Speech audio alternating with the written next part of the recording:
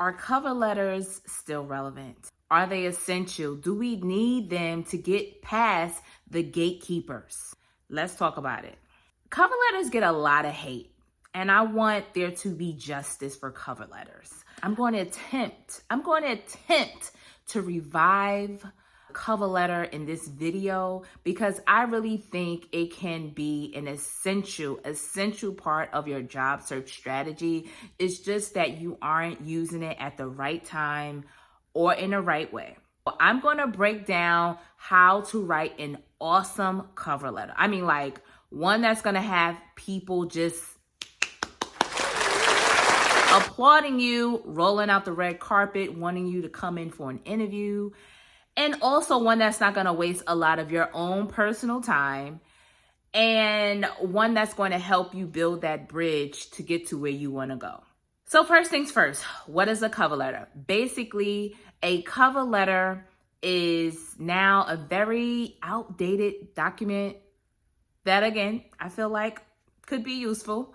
But basically it goes along with your resume. It's how you introduce yourself in a professional manner to a prospective employer to showcase your interest in a job. Just like a greeting card of, hey, I'm interested in this job opportunity. Here's my resume, right? Now let's talk about why cover letters were even created, right? A cover letter is a way for you to formally introduce yourself to an employer in a professional manner. We are now in a very lackadaisical society where we connect on social media, we use casual language, no one is really being professional online. And because of that, cover letters have really lost their relevance in the professional sense. Also, because we are very, very busy and we don't have time to read dozens and dozens of cover letters a day, it has become pretty much a non-essential addition to your job application, right? So it's not really essential, but I do feel like having a strong cover letter presented the right way can really put you on the top of the candidate pool. And here's why I say that, right? Again, the essence of a cover letter is for you to illustrate your professionalism, right? You don't get this opportunity to do that on a job application or on social media. So by you exhibiting your professionalism via cover letter, it really showcases your seriousness for this job. It can also give the employers an opportunity to review any documents that they otherwise would not see via an ATS system, such as a portfolio or any type of projects. And if they decide that they don't have time to look at your LinkedIn page, because usually that's more of a secondary step after they decided that you're a serious candidate, let me go to their LinkedIn just to make sure everything shakes out okay. But that cover letter being presented first, you can showcase all of the things that are on your LinkedIn page before they even go there, right? So again, I feel like cover letters are a way to showcase your seriousness. It's a way to showcase how professional you are. It's a way to have a nice, kind, and polite greeting with a potential employer. And if everyone is just bypassing that and you're the only one doing a cover letter, obviously that's going to help you stand out and help you separate yourself from the crowd. So now that we know what a cover letter is and its relevance and why we would even need it at this time, let's talk about how to actually write one, right? So this is such a daunting task when you're on Indeed and you're filling out job applications. You get really excited about this job that you're like, boom, I'm super qualified for this. This is exactly up my alley. I would love doing this work. Let's go. And then they're like, please submit a cover letter to interested employee at such and such company.com. And you're just like, really?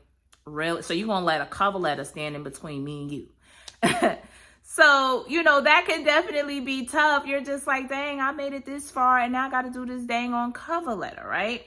So here's the secret sauce with this cover letter, right? If you do it one time, you'll never have to do it again.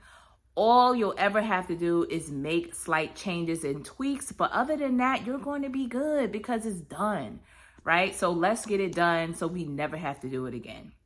And if doing a cover letter just does not sound fun to you and you're like, I don't want to do this, hire someone like me, a career coach, because this is my specialty. I've been writing for many, many years, and I understand the judge that you need to bring to really set yourself apart from the crowd. So don't hesitate to reach out. So now that we understand cover letters and all of that, let's talk about how to write one if you find yourself needing to write a cover letter.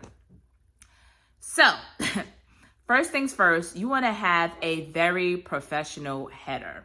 Stylistically, this is up to you. I would say keep the formatting very basic, 1-inch margins on each side. You want to have black font, maybe an Arial or something like that on a white background, and just keep it straightforward. Header wise, you want to have your name in big bold letters. I would say probably like a 16-point font. You want to have the essentials such as your email address, your LinkedIn profile, and your phone number. And I think that's just the basics that you need for a header. And then maybe a border. Again, this is stylistically up to you. It's not essential if that's not your thing. After you do that, you want to spend time figuring out who you need to address this cover letter to.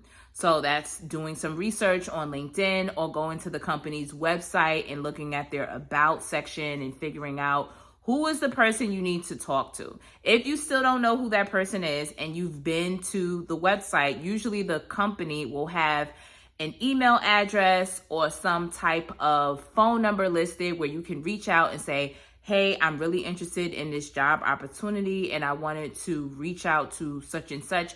May I have their name?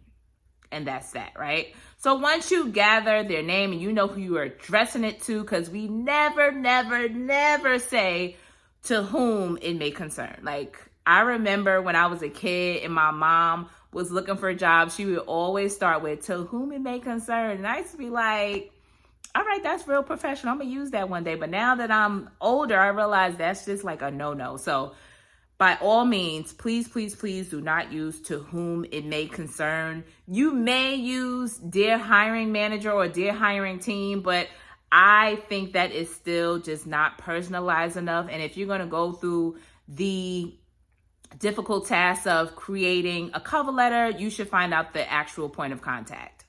So once you know who you're talking to and you're ready to get started with this cover letter, I know you're thinking about going to ChatGPT. I know you are. I know you are because I know you. You're my people, so I know you.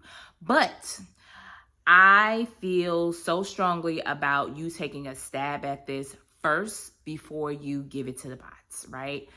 Why I say that is because, again, a cover letter is supposed to be a personalized connection between yourself and the employer. You're supposed to be telling your story. How could ChatGPT tell your story better than you?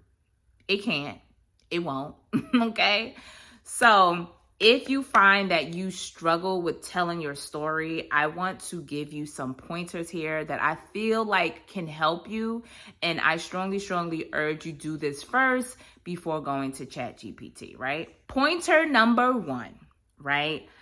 I want you to get into a free writing mode. The best way I free write is by getting a journal and writing it down physically with a pen, just dumping my ideas and writing what I want to say. Before you start writing, you want to, again, read through the job description thoroughly, just to make sure that whatever is on that job description that you have, you're able to mention that on your cover letter. Again, as they say, a first impression is a lasting impression, and you don't want to miss the opportunity to showcase some of the qualifications that you do have. So read through that job description first before you make that pivot, right? So after that, what I want you to do is figure out what you want your introduction to be. your introduction should pack a lot of punch. And the reason why is because this is an opening line. This is going to be the determining factor for that reader in deciding if they want to read it or not. And the only way you're going to get them to read it is by actually starting strong. Have you ever read a book where you just kind of like picked it up? Maybe you bought a book and you forgot about it, or maybe it's, 3 weeks later and you're finally getting ready to crack open that book. And that opening line is just like, I walked in the room and Tony was dead. And you're like, who's Tony? Right? That's how you need to approach your opening line for your cover letter. It needs to wow the person. It needs to excite them. It needs to build intrigue and get them to actually want to read the rest of the story, right? Because this is your story. That opening line, it can be a stat about your industry, a problem about your industry, and then the rest of the story can be how you have helped to solve this problem, right? It could also be a funny line about your industry. It could be a funny line about the type of work that you're doing. So like with social media management, like I've been a social media manager, and there's like a running joke that's not really a joke. It's actually an insult. So stop saying it, that social media managers are interns. Like whenever something great happens on social media, they're like, give that intern a raise, or that intern deserves a promotion, things like that. So if there's like an inside joke that you as someone with experience in that industry knows very well compared to them, it makes perfect sense to kind of go that route. Figure out what that hook is going to be. We already know what hooks are, but you also want to be careful with this hook because, again, if it's a very professional job, let's say you're applying to be a college professor, I would caution with something that talks about the hardships of, postgraduate, figure out how you can, again, bring a point of relevance to them and talk about how you can solve that problem or be a part of the solution, right? Use facts, use data, just use Google, figure out what's the most pressing issue happening within that realm and go with it, right? Regardless if that's straightforward, funny, whatever, just figure out a way to get them to know that, okay, this person is just not another random person just applying for random jobs. They actually care and they actually are interested in this process, right?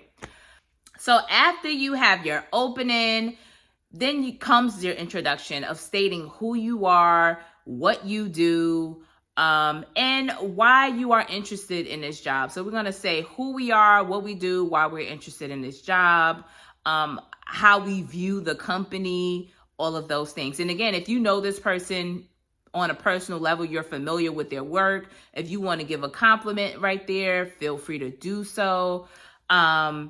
And then we're going to transition to the second portion. We're going to transition to the second portion of the cover letter. And that is the meat of it. It's about who you are and what you bring to the table. This is the part where you can toot your own horn.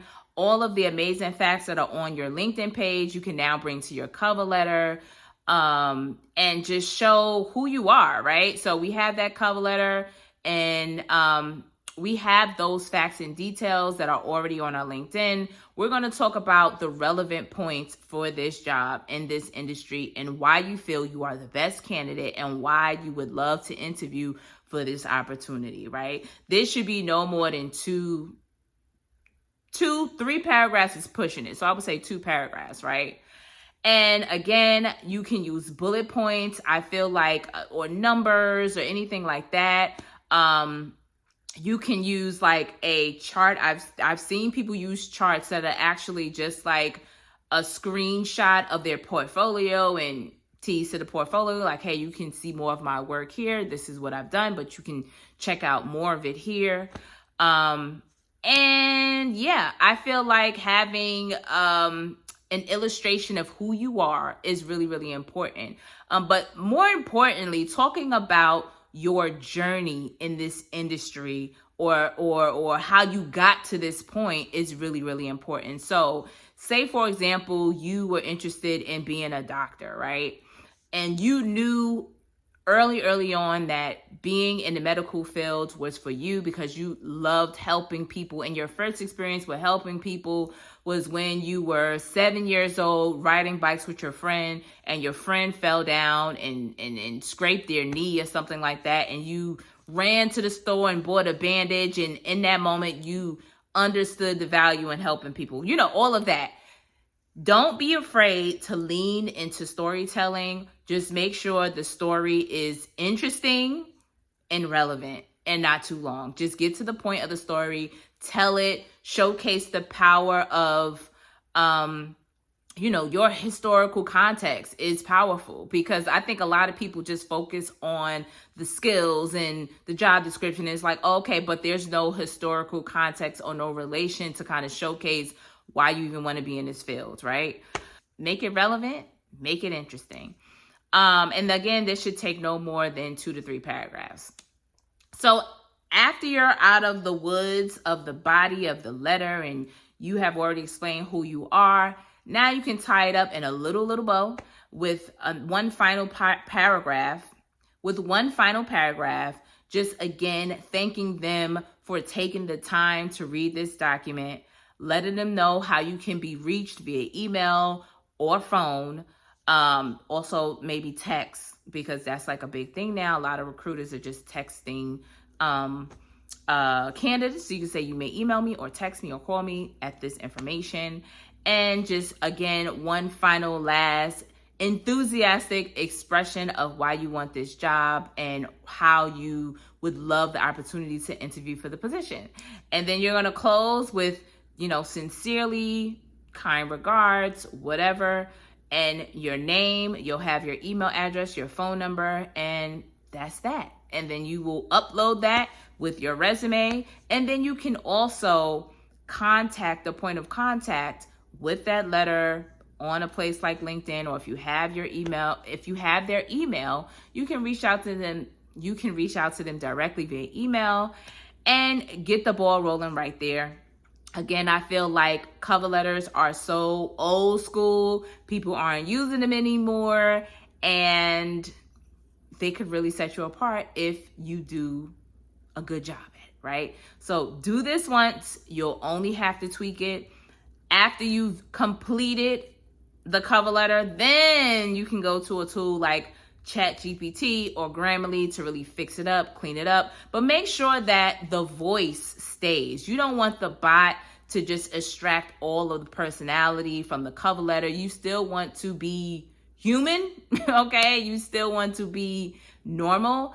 So yeah, make sure you have it cleaned up, have it checked for any spelling, grammar, structural errors. And then after that, you're good to go. You have a cover letter.